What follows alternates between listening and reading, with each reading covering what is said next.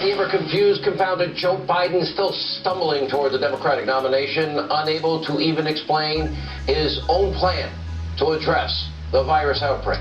This is worse every second of every day. Take a look. And in order to avoid those very high numbers, we have to do at least several things. One, we have to depend on what the president's going to do right now. And first of all, he has to wait till the cases before anything happens. Look, the whole idea is he's got to get in place things that were shortages of. I did insist. I suggested that we should have people in China at the outset of this event. And when it all started in Wuhan province.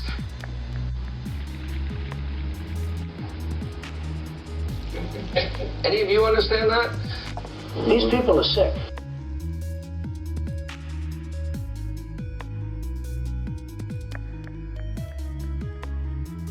You're hearing an awful lot of statistics about disease recently. You just did, and a lot are interesting and some are revealing. But maybe the most consistent headline in our news media recently has been this one. America has more infections and more deaths than China has. The U.S. now leads the world in confirmed coronavirus cases, the New York Times proclaimed. Following a series of missteps, the nation is now the epicenter of the pandemic, end quote.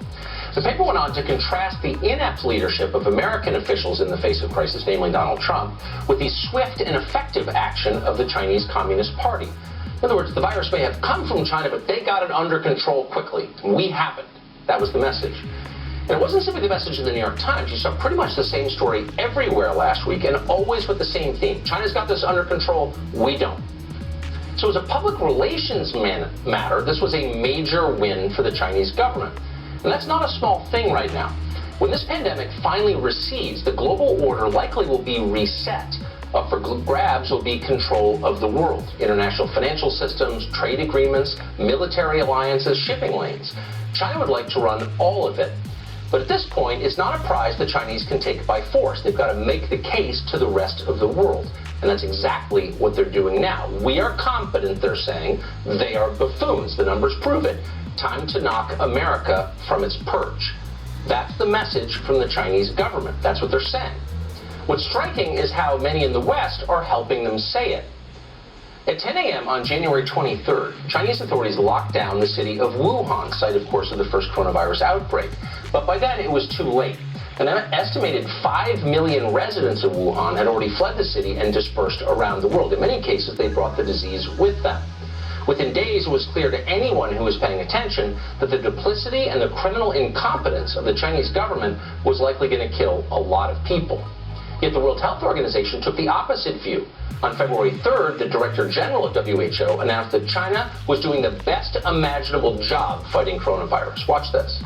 During my visit to Beijing last week, I was so impressed in my meeting with President Xi at his detailed knowledge of the outbreak and for his personal leadership. And if it weren't for China's efforts, the number of cases outside China would have been very much higher. There is no reason for measures that unnecessarily interfere with international travel and trade.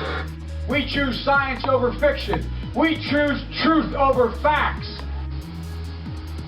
China's doing a great job. The messaging continued like that for weeks.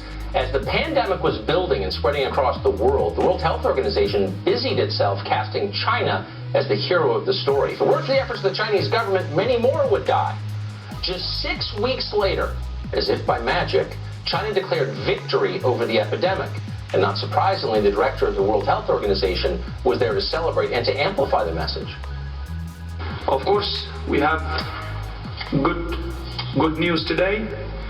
Yesterday, Wuhan reported no new cases for the first time since the outbreak started.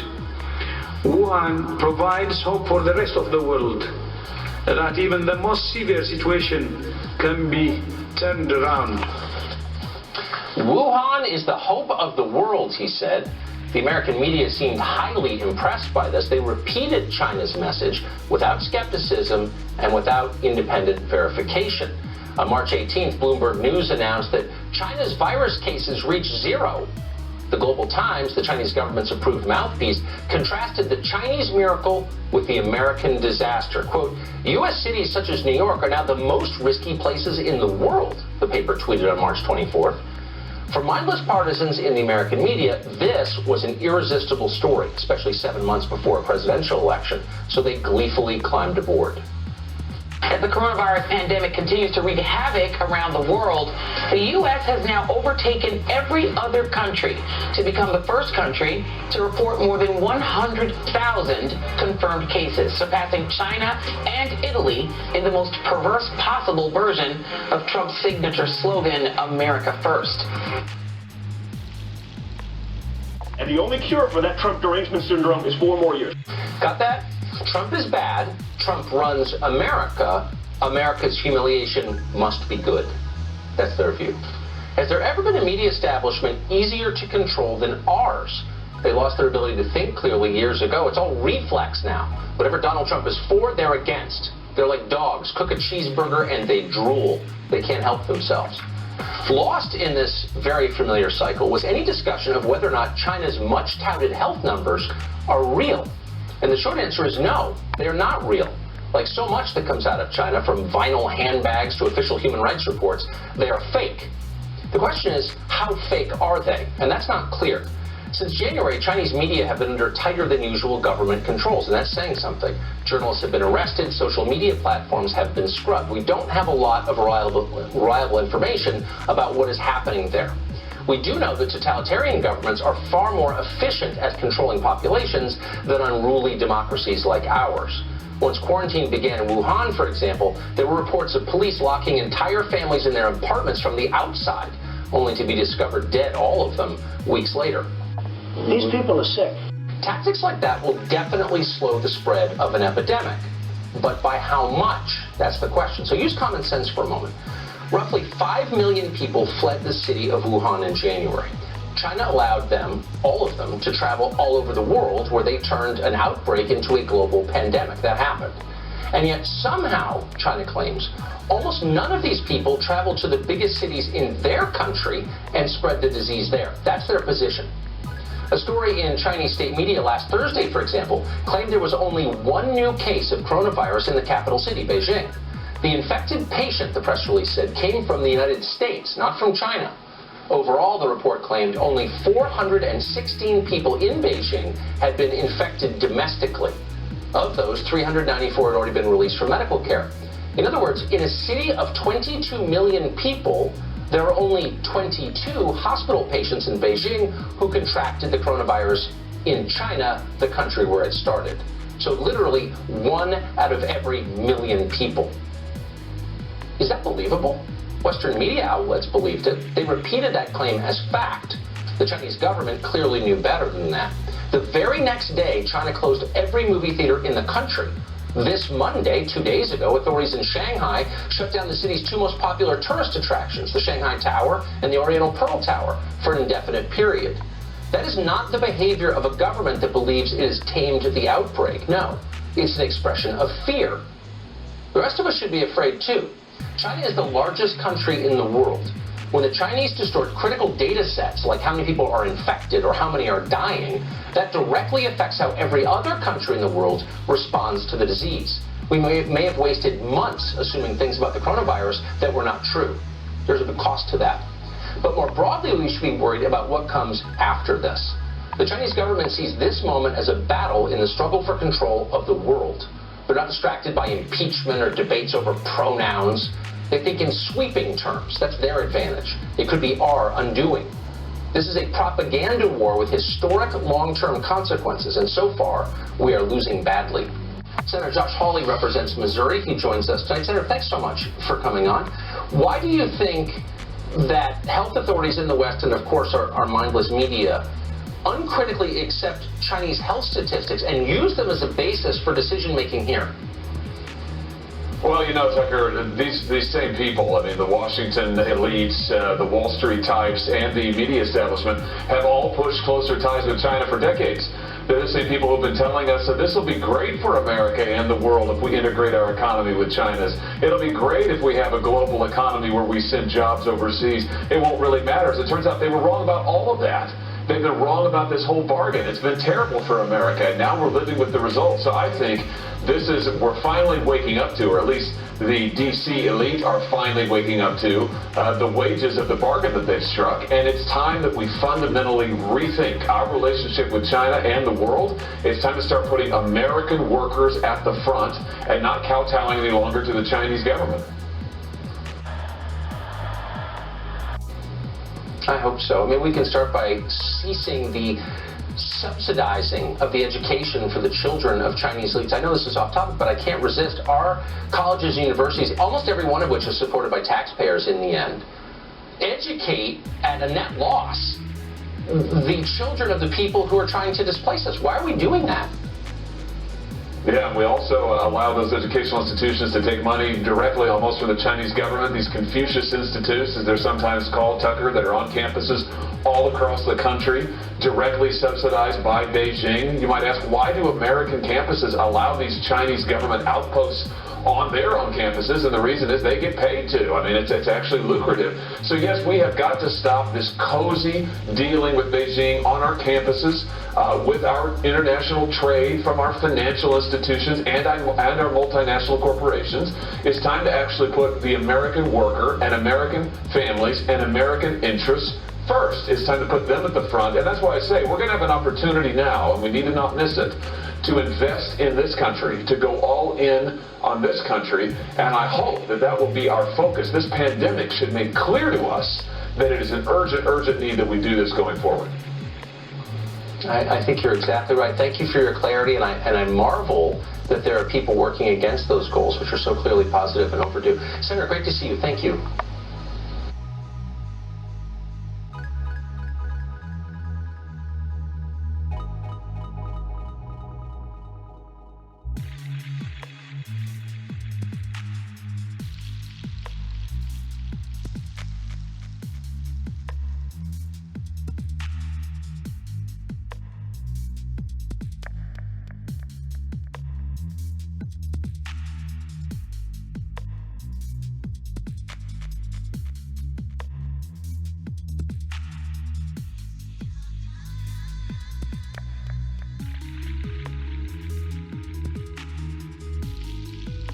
In other news tonight, as Americans are coming together, the vast majority, to combat the spread of coronavirus. Of course, you have the usual suspects, the media mob, Nancy Pelosi, do-nothing Democrats.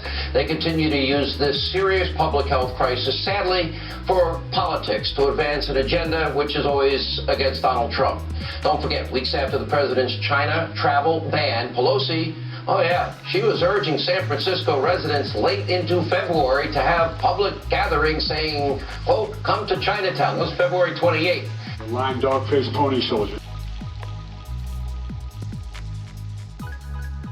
What is out there in other places, we want to be careful about how we deal with it. But we do want to say to people, come to Chinatown. Here we are. We're, again, careful, safe, and come join us. Shame on you. In the midst of a national health crisis, get this, they're already scheming, believe it or not, for another Schiff show impeachment witch hunt on Capitol Hill, because the congenital, compromised liar, Adam Schiff, is already drafting legislation to set up an investigation of the Trump administration's virus response. Okay, our country deserves better than this. Empty political stunts, even in the middle of a national emergency. Now, down the road, okay, we have a lot of questions to ask. Every Democratic member of Congress must answer if, in hindsight, they think the president's travel ban was a good decision. It only came 10 days after the first confirmed case in the U.S. They will need to defend their open borders and sanctuary state and city policies.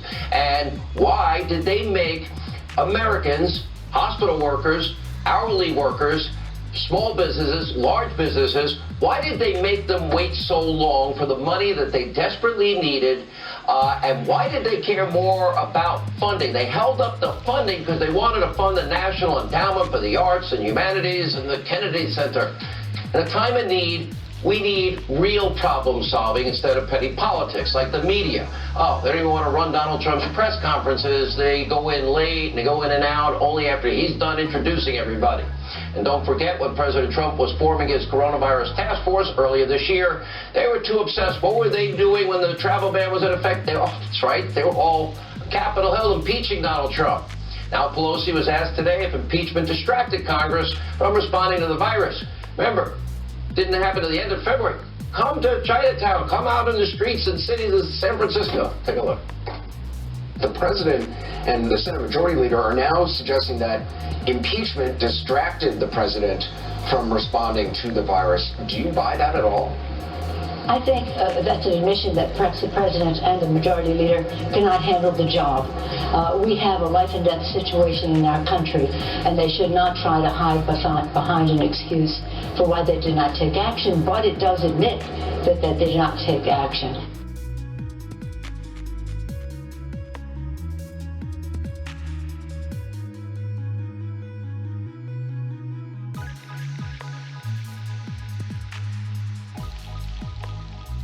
Facts, they no longer matter to the left. Truth doesn't matter. Reason, common sense doesn't matter. It's all Trump derangement syndrome every second hour of every 24-hour day, and the levels are shocking and disturbing.